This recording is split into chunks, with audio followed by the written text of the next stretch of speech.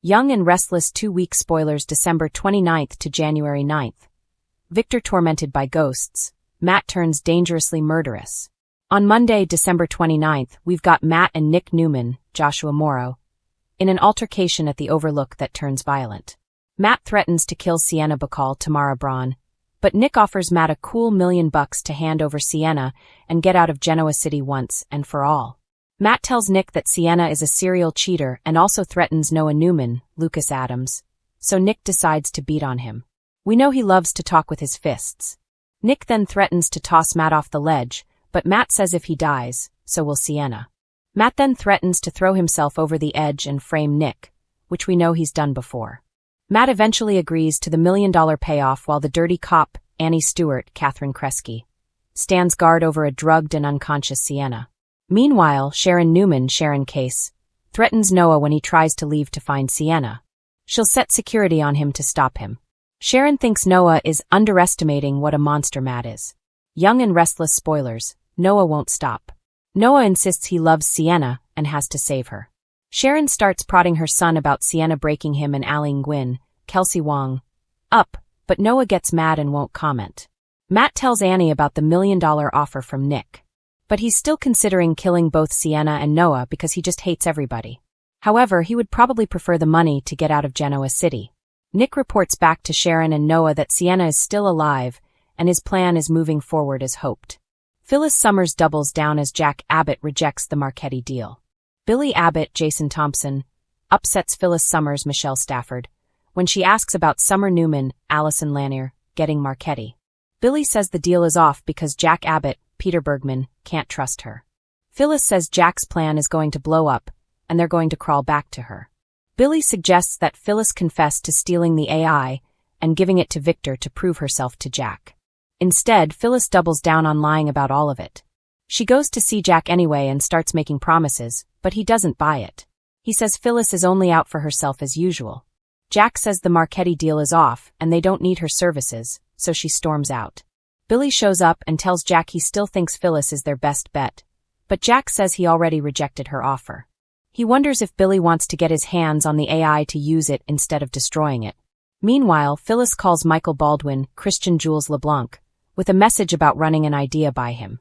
Phyllis is desperate because Daniel Romalotti, Michael Graziade, and Summer are on the verge of cutting her out of their lives for her increasingly sketchy behavior.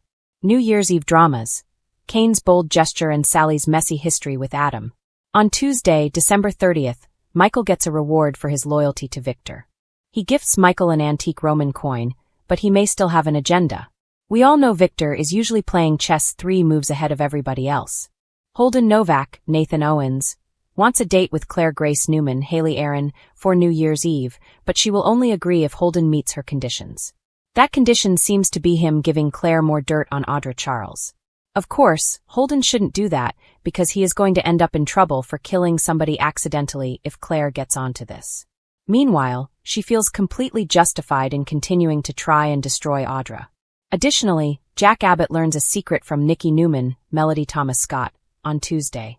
On Wednesday, December 31st, Kane tries to impress Lily Winters, Crystal Khalil, with a bold gesture. Kane wants New Year's Eve with Lily. We are on a countdown to Crystal Khalil's maternity leave exit, so I'm guessing Kane's going to tick Lily off in a really big way, leading her to leave Genoa City for a while. Also, Adam Newman, Mark Grossman, and Sally Spectra, Courtney Hope, are back to discussing their messy history. She already told Adam he's turning into Victor Newman. I'm not sure why they're rehashing their past, but honestly, anytime I get to see Sally with Adam, I love it. I miss them as a couple and ship them so hard. Elsewhere, Tessa Porter, Kate Fairbanks, is ready to explore things with Daniel, and they end up in bed. A Scrooge rerun and Mariah's hallucinations of Ian Ward. On Thursday, January 1st, we're going to ring in the new year with a rerun of an episode from 15 years ago where Victor Newman was being a Scrooge. He got the Christmas Carol treatment on Young and the Restless with blasts from his past, and was told to treat his family better. On that episode, Victor had an epiphany and acted better, but we all know those changes did not last. Friday, January 2nd, is the first new Young and the Restless episode of the new year. We've got Victor and Nick launching their plan to deal with Matt. Hopefully, they're just going to whack him. Prison is one thing, but Dead and Gone works for me, although I do love Roger Howarth. Mariah Copeland Cameron Grimes is haunted by Ian Ward, Ray Wise again. Mariah is not doing well, and her mental health is not improving. She is hallucinating her adoptive father, who also tried to marry her. She's seeing Ian in the mirror this week, and it's going to be a treat to see Ray Wise. I always love his work, but it would be interesting if Ian showed up in the flesh since he is technically alive. Mariah still thinks it's a hallucination. Tessa also gets a promise from Daniel Romalotti, suggesting she can count on him no matter what happens with her marriage. Chelsea's resentment grows on Young and the Restless. From January 5th through the 9th, Victor is distracted by working with Nick and focusing on taking down Matt to protect the Newmans. He may have a blind spot where Nikki, Phyllis, and Michael can slip in and try to get the AI away from him. Jack and Billy are optimistic that one of Jack's backup plans may work, with no idea that Phyllis is still in the game and determined to get Marchetti for summer. Adam has to deal with Chelsea Lawson's, Melissa Claire Egan, growing resentment over Victor's influence on both him and her. She doesn't want to be at Newman Media anymore. They are running dirty, unsubstantiated hit pieces. The one about Jabot and Jack Abbott was particularly nasty, and that seemed to be the tipping point for her. Chelsea was willing to let it go when the stories about Billy were mean but accurate, but this latest one wasn't even true. Sally Spectra settles in at Abbottcom. Sally Spectra, meanwhile, is thrilled to step into the new year as CEO of Abbottcom. She's ready to face new challenges and is hoping to talk Jill Abbott, Jess Walton, into hiring Audra. However, Billy is still a source of anxiety because Sally's not sure if she can trust him to stick to the path he's on. He's a gambler by nature. It was interesting the other day when Sally and Victoria Newman, Amelia Heinley, were talking about Sally's daddy issues and how her dad was a gambler. Basically, Billy is the same kind of person she's trying to save. I did enjoy getting a little more glimpse into her backstory.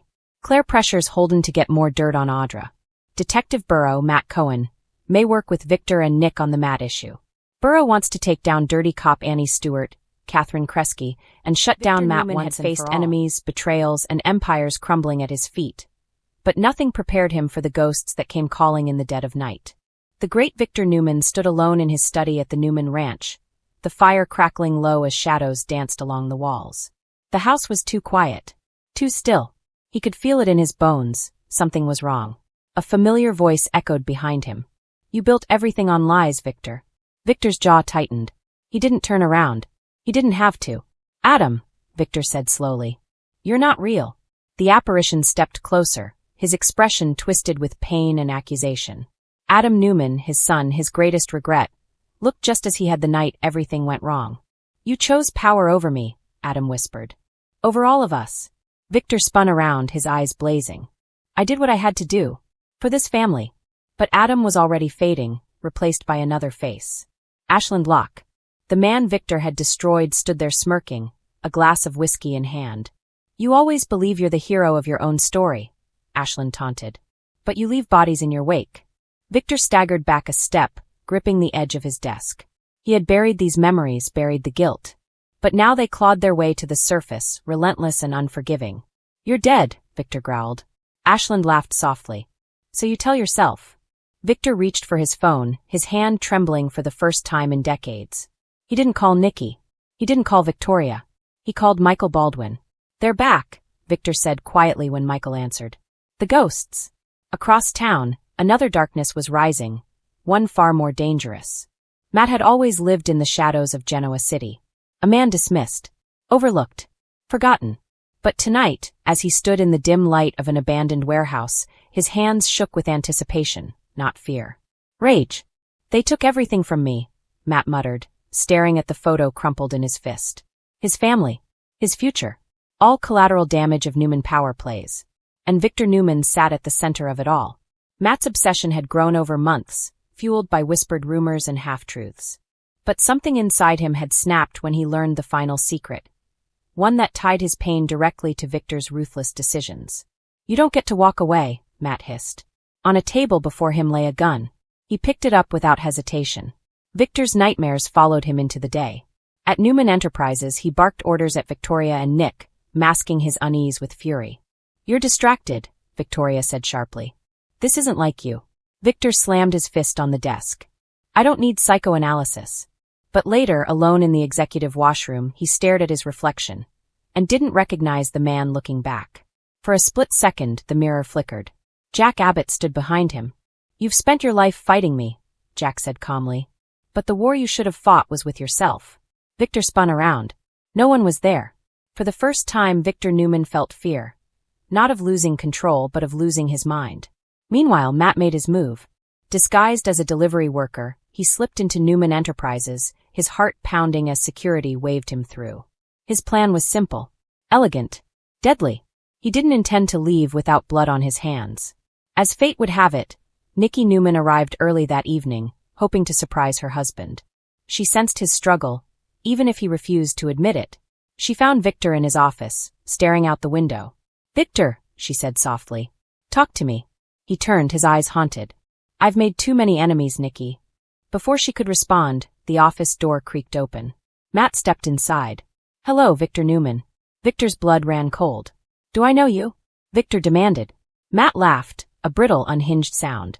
"You ruined my life. And you don't even remember my name." Nikki instinctively stepped in front of Victor. "Security." Matt raised the gun. "No more security. No more second chances."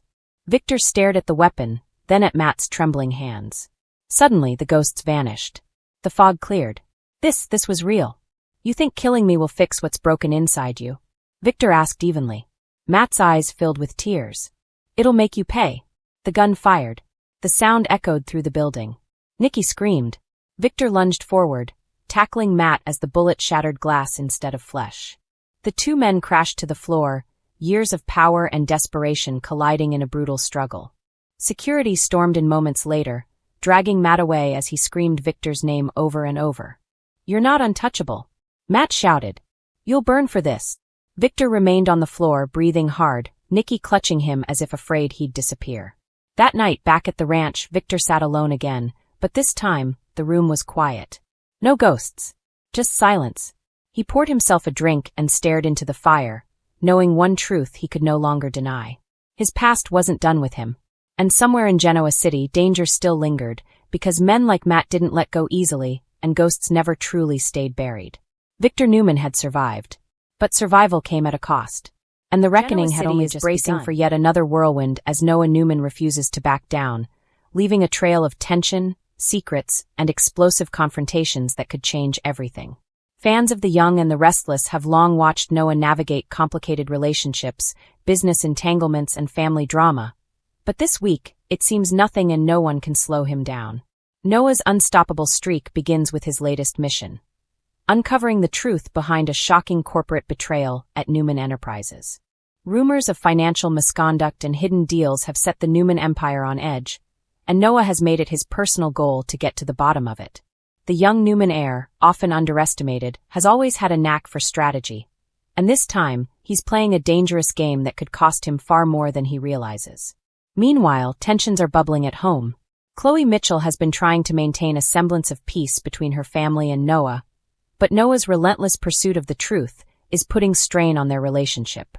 Chloe, ever the pragmatist, worries that Noah's obsession will backfire, dragging the family into public scandal.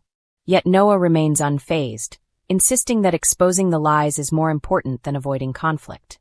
His persistence is admirable but risky, especially with enemies lurking around every corner of Genoa City. At the center of Noah's storm is Victor Newman, who is not pleased. Though Victor is no stranger to power struggles, Noah's insistence on pursuing what he believes is right has challenged his father's authority. Their confrontations have grown more heated, with arguments spilling over from the boardroom into the family's private life. Victor respects Noah's determination, but he also fears the consequences of his son's bold actions. Could Noah's refusal to stop lead to a rift between father and son that even Victor cannot repair? Adding fuel to the fire, Noah has recently discovered that someone close to him might have been involved in a scheme that threatens the Newman legacy. The identity of the culprit remains a closely guarded secret, but fans can expect jaw-dropping revelations that will shake the foundation of the Newman empire. Noah's relentless drive to uncover the truth has him questioning alliances and motives, and viewers are on edge, wondering who will emerge as friend or foe. The drama doesn't stop there. Noah's personal life is equally chaotic. His relationship with Amanda Sinclair has been tested as his obsession with uncovering corporate secrets starts to spill over into their private life. Amanda, who has her own ties to the high-stakes world of Genoa City's business elite, struggles to support Noah without becoming entangled in his risky crusade. Tension builds as their disagreements intensify, forcing Noah to confront the possibility that his relentless pursuit of justice could cost him the one person who truly understands him. Meanwhile, Genoa City's gossip mill is working overtime. Sharon Newman, always in tune with the family's secrets, has been keeping a close eye on Noah's activities. While she sees his determination as admirable, she also fears the collateral damage. Sharon knows firsthand that unchecked ambition can lead to heartache, and she's bracing for the fallout of Noah's unyielding quest. Adding another layer of complexity, Devin Hamilton enters the fray. Devin, who has long been a close ally to the Newmans, finds himself caught between loyalty to his friends and his sense of justice. With Noah refusing to back down, Devin is forced to navigate a delicate balance, knowing that any misstep could have far-reaching consequences for everyone involved. Their alliance is tested like never before, and viewers are left wondering whether Devin will intervene or let Noah continue his relentless march. Amid the corporate intrigue and family tensions, a shocking betrayal rocks Noah to his core. A trusted associate, someone Noah never suspected, reveals a secret that threatens not just the Newman empire, but Noah himself. The revelation forces him to reassess everything, from his relationships to his understanding of the people around him. Noah's reaction is explosive as he vows to confront the betrayal head-on, no matter the cost. His courage and determination are undeniable, but so is the danger he's placing himself in. Fans can also expect the classic Young and the Restless twists, unexpected alliances, secret rendezvous, and tense boardroom showdowns. Noah's storyline promises to intersect with multiple characters in shocking ways. Kane Ashby, ever the loyal friend and strategist, offers advice, but even his guidance may not be enough to prevent disaster. Lily, caught in the crossfire of Noah's decisions, is forced to pick sides, highlighting just how far-reaching Noah's actions will be. Noah's unstoppable streak culminates in a high-stakes confrontation that has the entire city talking. A public showdown at Newman Enterprises' annual gala brings secrets to light and tests loyalties like never before. The tension is palpable as Noah faces off against those who would rather see him fail. Every word, every gesture, every glance carries weight, and viewers are on the edge of their seats. Will Noah emerge victorious, or will his relentless pursuit of justice finally come crashing down around him? As the week unfolds, it's clear that Noah Newman is a force to be reckoned with. His refusal to stop, whether motivated by ambition, justice, or family loyalty, sets the stage for some of the most compelling drama Genoa City has seen in years. With secrets exposed, alliances tested, and emotions running high, Noah's storyline promises to keep fans glued to their screens. Ultimately, Noah's journey is a reminder that in Genoa City, determination can be both a blessing and a curse. His unyielding drive has the potential to reshape the Newman legacy and alter the lives of everyone around him. As Noah continues to defy expectations and challenge the status quo, one thing is certain: Genoa City will never be the same. So get ready, Young and the Restless fans. Noah Newman isn't stopping anytime soon, and the consequences of his actions promise to be unforgettable. From family betrayals to corporate wars and personal reckonings, Genoa City is about to experience a drama storm the likes of which it has never seen. Noah's unstoppable streak is just beginning, and viewers are in for one was already buzzing with rumors when the news broke. Jack Abbott, ever the shrewd businessman, had unexpectedly rejected the high-stakes Marchetti deal. The news sent shockwaves through the business elite and left several power players scrambling, none more so than Phyllis Summers. Phyllis, always a force to be reckoned with, wasn't one to retreat quietly. Her fingers drummed impatiently against the polished mahogany of her office desk at Newman Abbott Enterprises, her mind racing through contingencies. The Marchetti deal had promised to be a game-changer, a chance to secure her influence in a market that had been increasingly slipping from her grasp. And now, Jack's abrupt dismissal threatened to undo months of careful planning. Yet, if there was one thing everyone knew about Phyllis Summers, it was that she never backed down. Doubling down wasn't just a strategy, it was her lifeblood. She straightened her posture, her eyes narrowing as she tapped into her inner resolve. Jack may have rejected Marchetti, but Phyllis had another ace up her sleeve. Across town, Jack Abbott sat in his sleek office at Jabot, staring at the latest financial reports with a furrowed brow. He had never been one to approve of rushed deals, and the Marchetti proposition had felt opportunistic, even desperate. He appreciated a calculated risk, yes, but only when it aligned with long-term vision. The Marchetti deal, with all its glitter and promises, didn't fit the Abbott blueprint. Still, Jack knew Phyllis all too well. She was ambitious, resourceful, and not above bending rules when necessary. Rejecting her plan was a temporary victory at best. He anticipated that she wouldn't let this slide without retaliation. True to form, Phyllis wasted no time. Her first call was to her longtime confidant and former lover, Nick Newman. "Nick," she said, her voice tight with determination, "Jack may think he's won this round, but I've got plans that will make him wish he'd signed that deal yesterday." Nick, ever cautious, raised an eyebrow. "Phyllis, you do realize Jack's not just anyone. He's not going to fold just because you double down." "That's the beauty of it," Phyllis countered, a sly smile creeping across her face. "I'm not asking him to fold. I'm forcing the market to notice me. Marchetti may have been a no-go today, but tomorrow I make the rules." Her next move was strategic. She reached out to Marchetti directly, positioning herself as the indispensable intermediary between the Italian conglomerate and Genoa City's top enterprises. She painted a vision of partnership that Jack couldn't ignore, highlighting potential synergies that were too lucrative to dismiss. Her pitch was meticulous, tailored, and just enough of a tease to leave Marchetti intrigued, but not committed. Meanwhile, word of Jack's decision had leaked to the press, and analysts were quick to weigh in. Headlines speculated whether Abbott's rejection was a sign of stubbornness, foresight, or a misstep. Phyllis, savvy as ever, capitalized on the buzz. She issued a subtle statement to the media, praising the innovation behind Marchetti's portfolio while hinting at her own forward-thinking strategy. It was a move designed to place herself in the limelight while keeping Jack on the defensive. The office of Newman Abbott Enterprises became a battleground of strategic maneuvers. Emails flew back and forth, phone calls pinged across continents, and every financial forecast was scrutinized for advantage. Phyllis, in her element, thrived on the chaos. Where others saw risk, she saw opportunity. Where others hesitated, she advanced. Jack, on the other hand, remained outwardly calm, though the tension was palpable. He recognized that Phyllis wasn't playing a simple game. She was orchestrating a campaign. Each move she made was calculated to unsettle him, to test his patience, and to challenge his authority. Yet, beneath his composed exterior, Jack felt a grudging admiration. Phyllis had an uncanny ability to turn setbacks into springboards. The stakes escalated when Phyllis scheduled a high-profile dinner with several key players in Genoa City's corporate sphere, including potential investors who had previously aligned themselves with Jabot. Her goal was clear: demonstrate that she could operate independently and perhaps even sway allegiances. The dinner was lavish, a perfect blend of charm and subtle intimidation.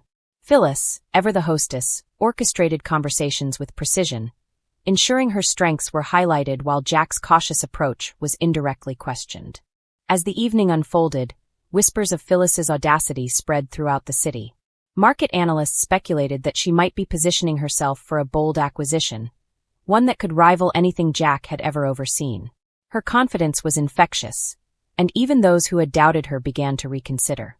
Phyllis had transformed rejection into leverage, making Jack's refusal appear almost short-sighted in comparison. Back at Jabot, Jack reviewed the evening's developments, the tension in his jaw betraying his internal calculations. He was no stranger to corporate warfare, but Phyllis had a way of making even the most calculated moves feel unpredictable. He realized that the next steps would require not just strategic insight but psychological acuity. Phyllis wasn't just playing the market, she was playing him. The following day, Phyllis doubled down further, initiating talks with a group of tech innovators whose startups could complement Marchetti's ventures. Her approach was assertive yet persuasive, offering visions of growth and collaboration that appealed to both profit and prestige. Every conversation was an exercise in influence, every meeting a chess move. Word eventually reached Jack. He had to admit grudgingly that Phyllis's strategy was bold and in many ways brilliant. She wasn't merely reacting to his rejection. She was leveraging it, creating a narrative where she emerged as the architect of opportunity. It was a stark reminder that in Genoa City, power wasn't just about resources or legacy. It was about audacity, timing, and sheer force of personality. In a final twist, Phyllis made a move that surprised everyone. She invited Jack to a private meeting, not to negotiate, but to assert her newfound position. "Jack," she said, with a mixture of respect and challenge in her tone, I know you didn't want the Marchetti deal, but I'm here to make sure that the opportunity doesn't slip away, and that you know I can handle it." Jack studied her, recognizing the fire in her eyes that had made her both ally and adversary over the years. He smiled faintly, acknowledging her audacity. "Phyllis," he replied, "you never make anything easy, do you?" "Nope," she quipped, a sly glint in her eyes. "And that's exactly why I'm the one leading this charge." In the world of Genoa City, rejection was rarely the end of the story. For Phyllis Summers, it was just the beginning. Doubling down wasn't a reaction, it was a declaration. And as Jack Abbott contemplated his next move, he knew one thing for certain. Phyllis wasn't finished, and neither was the battle for power. By the week's end, whispers of Phyllis's maneuvers had already begun to reshape the city's financial landscape. Investors were intrigued, rivals cautious, and Jack Abbott was left to reckon with the reality that sometimes, in the game of corporate chess, the boldest moves came from the most unexpected players.